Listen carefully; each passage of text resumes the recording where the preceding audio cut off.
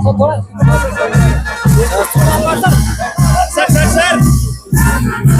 Hello मंच पर उपस्थित minister of youth services and sports Shri Satish Sharma ji, यहाँ के अंदर मेरे advocate Sadir Ahmad Kule sahab, commissioner secretary youth services and sports doctor Sahid Iqbal Chaudhary sahab, AIG south Kashmir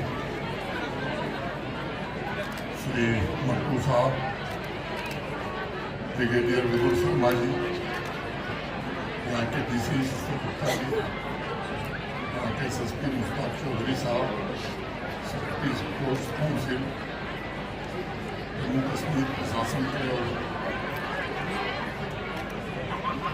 army के सभी ऑफिसर्स, आज के समारोह में उपस्थित सुप्रिया के सभी गणमान्य नागरिकों, बहनों, भाइयों तथा नौजवान मित्रों, मैं देर से आया इसके लिए मैं क्षमा चाहता हूँ, क्योंकि मुझे कंधार जाना पड़ा था। हम सब जानते हैं कि कंधार से रिलेटेड की सप्लाई सबसे ज़्यादा यहाँ होती है। वहाँ की एयरपोर्ट जैसी सुविधा बनाई गई और ये मुकम्मल किया गया है, तो वहाँ से ट्रक की एंट्री कंधार न हो रहे, इसके कारण मुझे देर हुई है। मैं आपसे क्षमा चाहता हूँ। आज इंडोर स्पोर्ट्स स्टेडियम से दुनिया में साउथ कश्मीर वॉलीबॉल टीम का उद्घाटन करती है। मुझे अपने बिहार से मानता हूँ कि एक संदेश है हमारे नौजवान मैदान के बाहर खड़े होकर निर्माण करेंगे।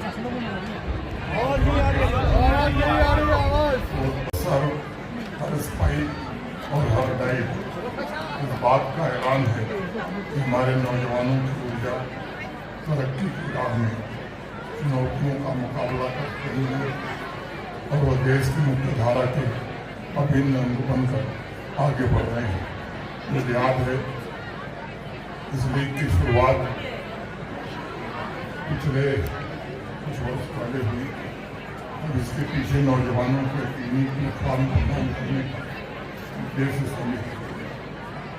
आज मैं अपने विश्वास के साथ ये बात कह सकता हूँ, टैलेंट को निखारने में स्पोर्ट्स डिपार्टमेंट ने स्पोर्ट्स काउंसिल को कामयाबी हासिल हुई है और ये भी एक नए स्पोर्ट्स कल्चर को विकसित करने में जरूर मदद करेगी।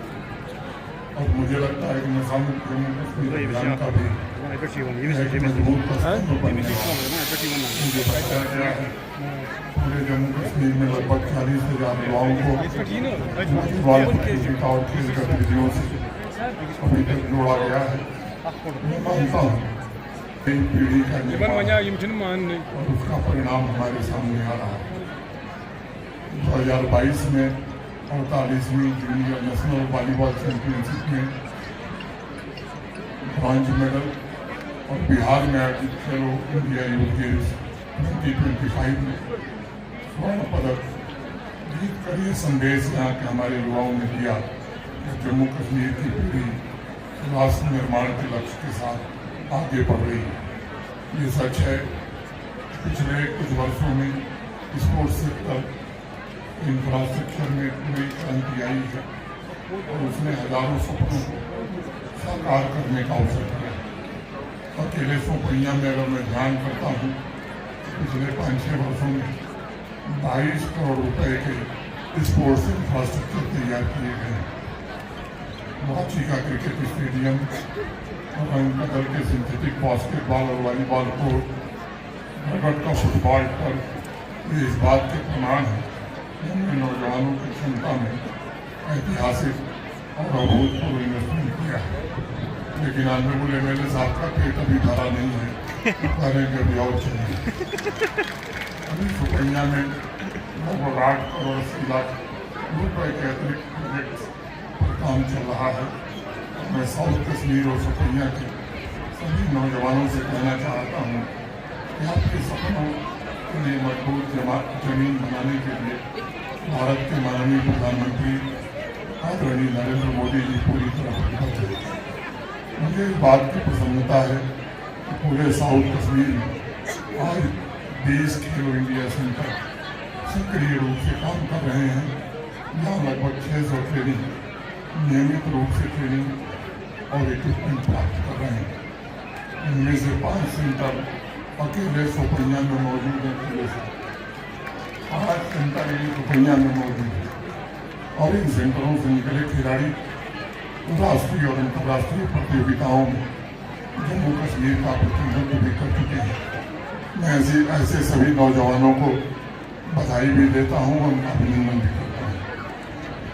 और साउथ कश्मीर में हर एक स्पोर्टिंग टैलेंट को सही अवसर और मार्गदर्शन मिले, इसकी कोशिश हो रही है।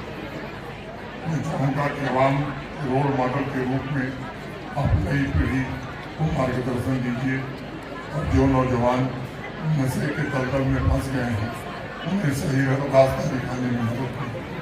इस टूर्नामेंट में बेहतर प्रदर्शन के लिए मैं अपनी शुभकामनाएं देता हूँ। मेरे साहब ने कहा कि जल्द आइए अभी ये वॉलीबॉल के टूर्नामेंट के उद्घाटन के अवसर पर मैं आया हूँ। अगले 10 दिन के अंदर ही नशा मुक्त पद यात्रा के लिए भी मुझे सुपुर्द में आना है और मैं आपसे निवेदन करूँगा उस दिन भी बड़ी संख्या में आकर पद यात्रा को सफल बनाइए। कोशिश हो रही है। मैं जानता हूँ कि 100 दिन में नशा समाप्त नहीं है, लेकिन एक अभियान ऐसा लिया गया है जिसमें जनता का भरपूर सहयोग मिल रहा है। जम्मू कश्मीर पुलिस भी बहुत ही संजीदगी के साथ नशा तस्करों के खिलाफ कार्रवाई कर रही है। लेकिन कुछ लोग हैं जिनको इससे दर्द हो रहा है। मैं आपसे पूछना चाहता हूँ कि जो नशा तस्कर हमारे युवाओं को बर्बाद कर रहे हैं, क्या उनके खिलाफ कार्रवाई होनी चाहिए या नहीं होनी चाहिए? मैं आपको एक भरोसा देना चाहता हूँ कि अगर किसी एक भी निर्दोष आदमी के खिलाफ कार्रवाई होगी, मैं वचन देता हूँ उस अधिकारी को पूरी तरह से लाभ करेगा। लेकिन नशा तस्करों को बचाने अगर कोई आएगा तो उससे मैं कहना चाहता हूँ दुनिया की कोई ताकत उसे बचा नहीं सकती। बहुत बहुत धन्यवाद। नमस्कार।